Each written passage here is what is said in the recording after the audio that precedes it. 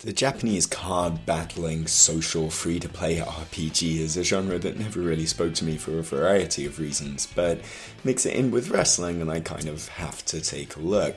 And, well, actually here's one that actually speaks to me, even though objectively I know Pro Wrestler or Tsukuro, Let's Make a Pro Wrestler, from the same Tsukuro series as Let's Make a Pro Baseball Team and Let's Make a Pro Soccer Team that extends all the way back before the Sega Sammy merger into the mid-90s on Sega Saturn. I objectively know that this is rubbish, but I can't stop playing it just because this speaks to me more, I suppose.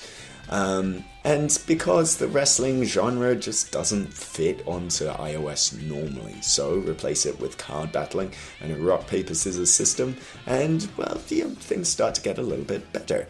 You have a deck of cards that you can build and flesh out and earn and level up. And there's a rock, paper, scissors system in place for fighting matches. So grapples defeat submissions, and submissions beat strikes, and strikes beat grapples. A knife-edge chop usually will beat out a body slam. A body slam will normally win over a Boston Crab, and so on. Things of that nature. But throwing wrinkles in the mix are the rarities of different cards and their levels. So some cards that are super rare moves will beat out cards that normally would beat them if they're of a certain level. A super rare Boston Crab, for instance, would beat a regular DDT, say. And then there are further sort of wrinkles added into the mix when you have grapples and counter cards that will confer counters and reversals based on the random luck of the draw dice roll. In fact, much of the match is a random luck of the draw dice roll. In reality, you pick your moves and then you see them play out with stilted animations that don't really gel together too well unless you're really thinking and want to build out and roleplay an experience of a wrestling match and then choose to work body parts. Really location damage and things of that nature are not super important. You just hit as many moves as you can until you manage to store up your finishing move and then hit your opponent with a devastating finisher. Get that done and you will beat an array of the unlicensed characters that might bear somewhat passing resemblance to a Tomohiro Ishii there here or some generic luchador there, and you will win one of the game's many little title belts. And of course, eventually things will get harder and harder until you're comfortably destroyed, unless that is you sink real money into improving your deck. There's, a fairly in-depth system to that deck building, and it's all laced with the free-to-play goodness that we've come to, know and tolerate.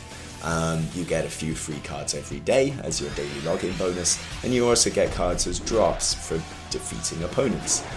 From there you can merge two cards together to level up certain moves or incorporate those moves into your hand or sell them back for in-game cash. You can then spend in-game cash to level up your guy himself by sending him training in such exotic locales as Calgary? The loving beaches of Calgary. Brilliant. You also have a gacha system because this is a Japanese free-to-play game. Gacha is a system where you spend some in-game currency and then you get back a cool gift as a reward. Sometimes rare, sometimes super rare, most of the time regular, unless you spend more money to get more golden tickets to get the more expensive gacha.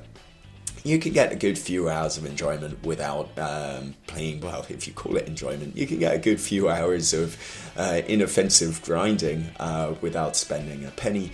But if you really want the super cool, ultra rare Falcon Arrows, then get ready to shell out for some cash there. There's also some interesting wrinkles thrown into the mix when you get into the social stuff.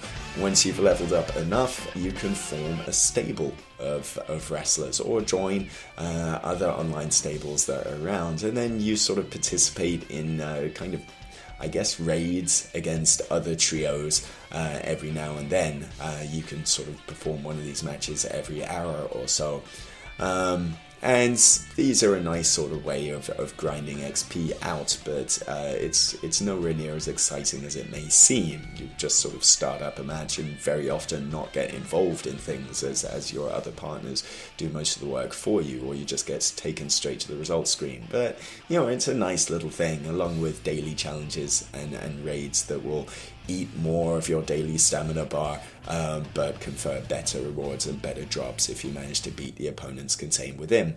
Really, you know everything about this game already if you've played anything like, say, Final Fantasy All the Bravest or anything like that, Puzzle and Dragons. If you remove the puzzle aspect and just focus on the dragons, that is what Floresta Old Tsukuro really is. But this is a good deal less offensive than I thought it would be, and as we're heading towards the release of New Japan Pro Wrestling's own licensed Pro Wrestler Yarose, it's going to be interesting to see those two do battle in the free-to-play wrestling ring. To know your wrist locks from your wrist watches, head to kaijupub.com.